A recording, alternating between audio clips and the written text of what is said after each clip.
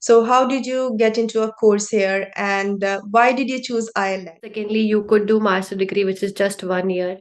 You get 2 years of work permit visa once you finish your master degree. I think that's a good opportunity for somebody who is looking for job abroad, and that's something enough time for somebody who wants to work. Can they apply directly for university or it has to be through an agent? Is there any chances of failure?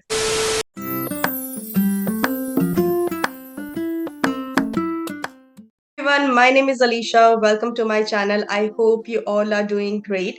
Today's video is going to be very special as I have a very special guest here with me. She's from India and she came here as a student and now she's well settled working professional here. She's also a well-known face on social media and she is an influencer and YouTuber. So here I welcome Miss Atya Chaudhary. Hello, hi everyone. I'm Atya Chaudhary. Thank you, Alicia, for inviting me. And I hope you guys are all well and hope this interview will give you some information about our experiences here in Ireland. Thank you for your time, and I hope this video is going to be very helpful for all those who want to come as a student here and start working here after finishing their student time. So, Atya, will you just introduce yourself for our subscriber, please? Hello guys, hi. I'm Atya Chaudhary. I'm living in Ireland from past 4 years. I moved to Ireland in 2019 for my master's studies in data analytics from DBS, which is Dublin Business School. After finishing my master's, it took me around 6 months to find a job. Then I started working into a co-domain company wherein I was working as a software engineer. I was mostly working into Python and machine learning projects. Then I moved to a big tech, which I'm currently working into. So here I'm also working as a software engineer. So I know it's not like the core basic from data analytics, but I'm still working into data engineering and some machine learning projects. So here I am working for almost 2 years in Ireland and spend my studies. So would be happy to share my experience with you all. So, Atya, how did you get into a course here and why did you choose Ireland?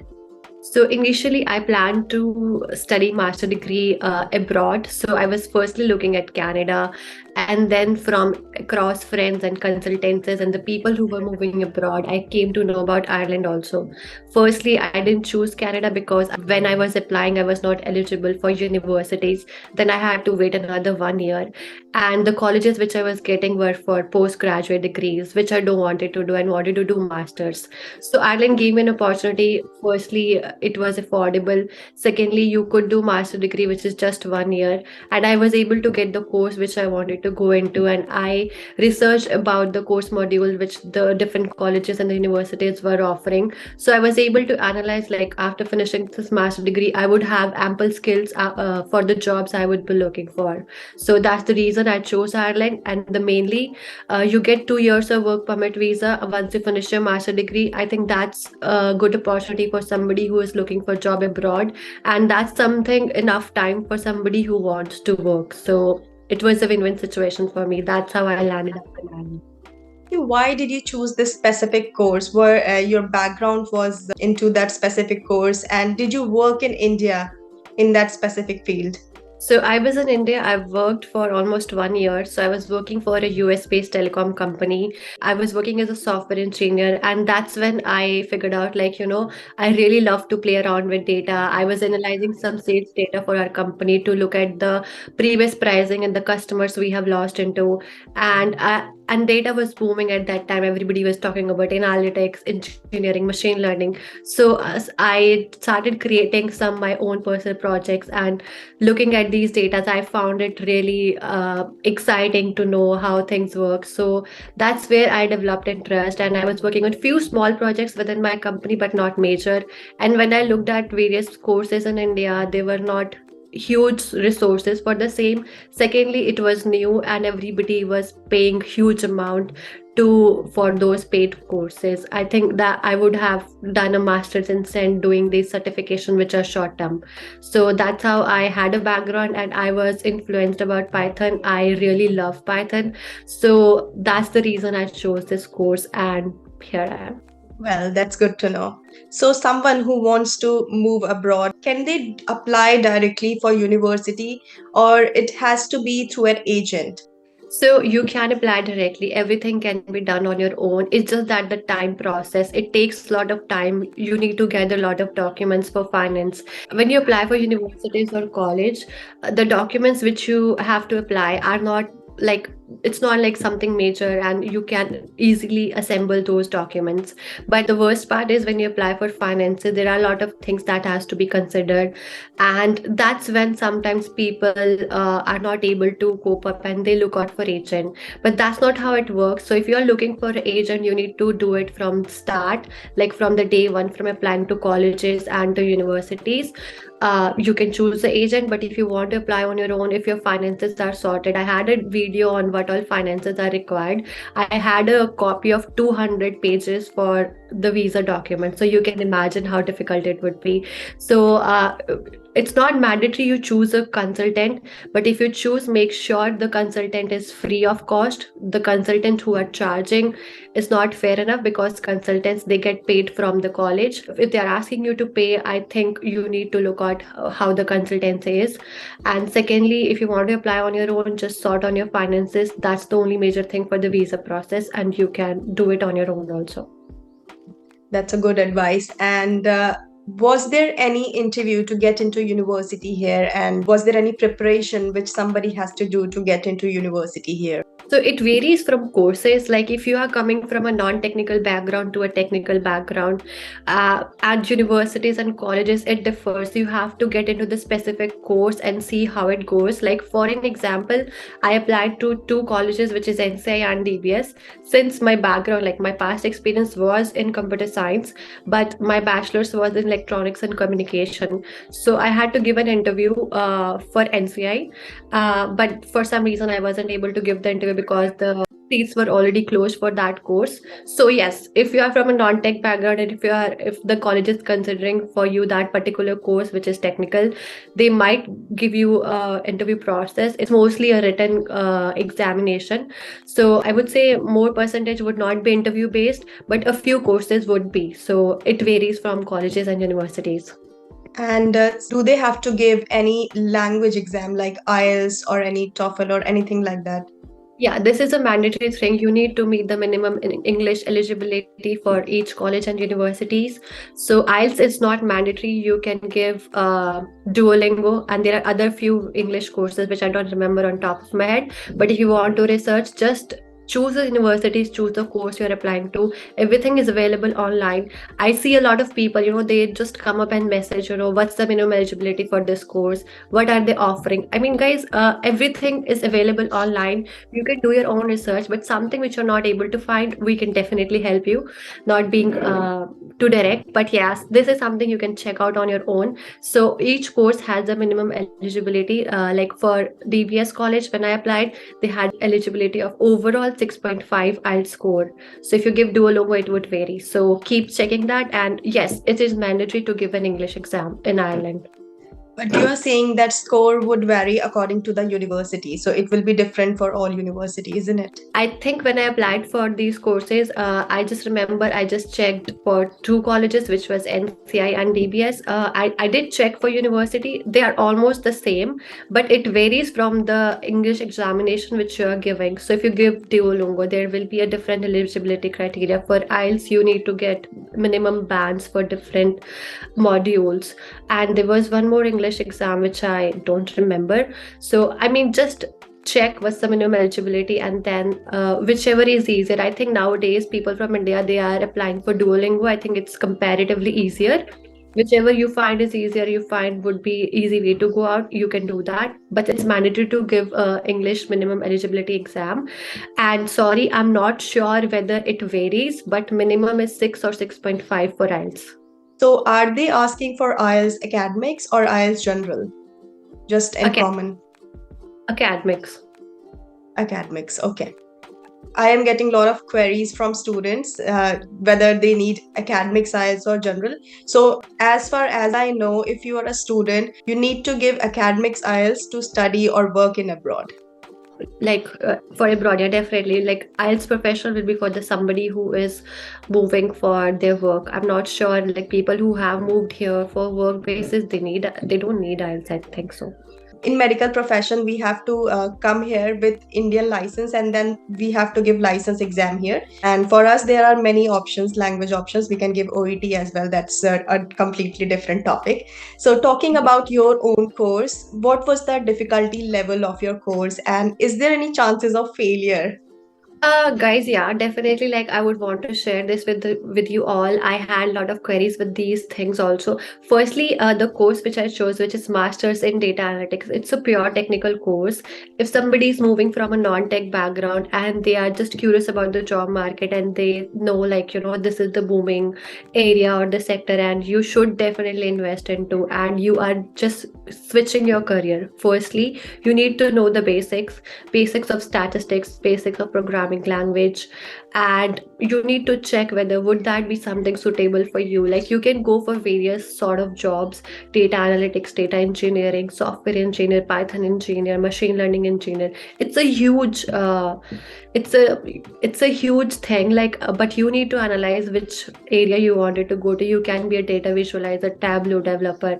But my suggestion to the people who are experienced or who are fresher into this course is, like, just be good with your basics of statistics and basics of your programming, and then once you move here it will be easier for you to cope up with your course. And the question about the failure, definitely there are a lot of people who would have not reached the level of jobs, or who would not have attained the master degree. They had to give up their course because they did not, balance their time with their studies or part-time jobs or their past experiences. So choosing this course, you have to know a basic minimum technical eligibility. Secondly, I see number of people have given up during their dissertation. Dissertation is the most crucial process, most crucial time of your studies. It comes in semester 3 and it goes on for 3 months. It's like a thesis-based project. You don't have to do a full research. You pick up some previously done research, and you just add your own creativity or your own innovation. You think you could do that. So definitely choose this if you think you're interested into data and if you want to move to data related jobs.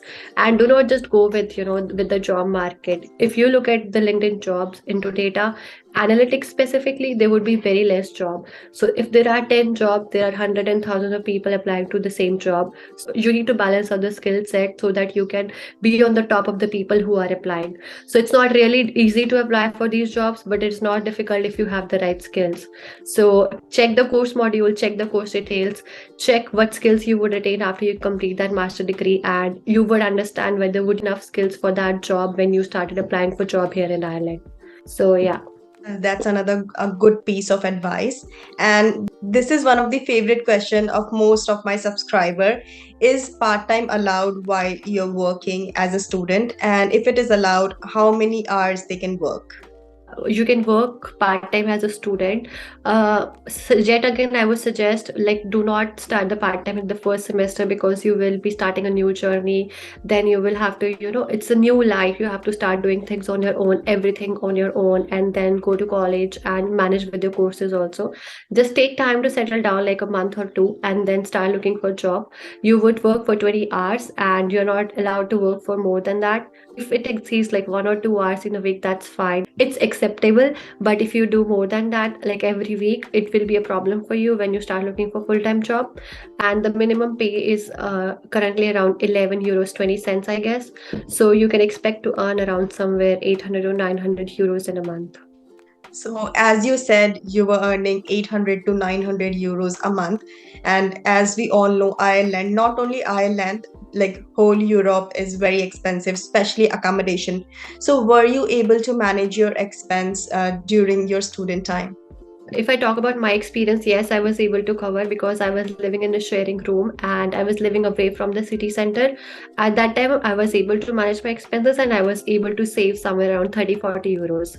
But if you talk about now, it's not at all possible. Your rent would be somewhere around 600, 700, or maybe 800 euros if you're living in a sharing room. So definitely it's not possible to manage your expenses with your part-time job at the moment. And it mostly depends on your rent. So if your rent, imagine your rent is around 600 or 700. again you need to ask money back from your home country for your other monthly expenses. So you can cover a bit part of your monthly expense but not whole, so majorly depending on your rent. Then I can relate to this because totally depends upon you how you're managing your expense and what type of accommodation you're choosing, what type of grocery you're buying.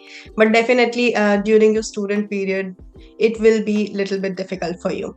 So talking about your study and your course, so how much was the total expense, and is there any facility in India that you can take a student loan, or is it very difficult to get a student loan? So how was your experience?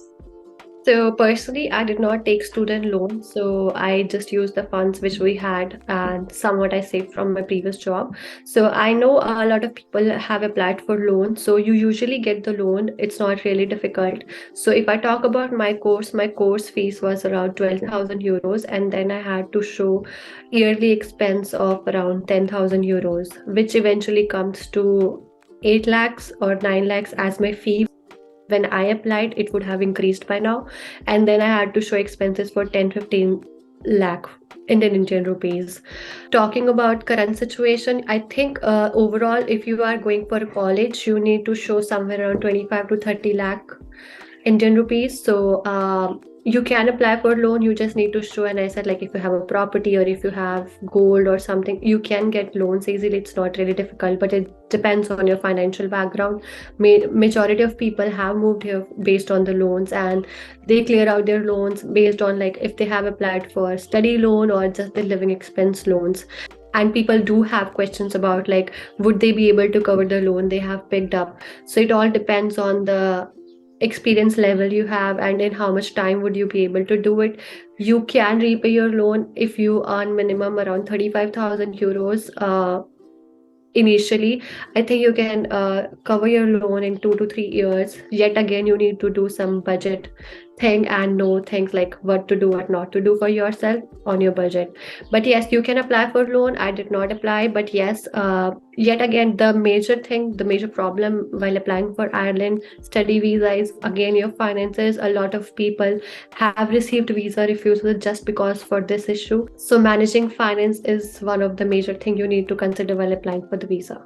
So, guys, you need to be good in finance if you want to come here as a student because you will be on your own. So, Atya, I would say in general, if we see in Indian currency, nearly around 15 to 20 lakh if somebody wants to come here. That will be just your course for the moment. Your living expense will be separate. Like university fees varies from 25 to 30 lakh Indian rupees, and college fees varies from 12 to 16 lakhs.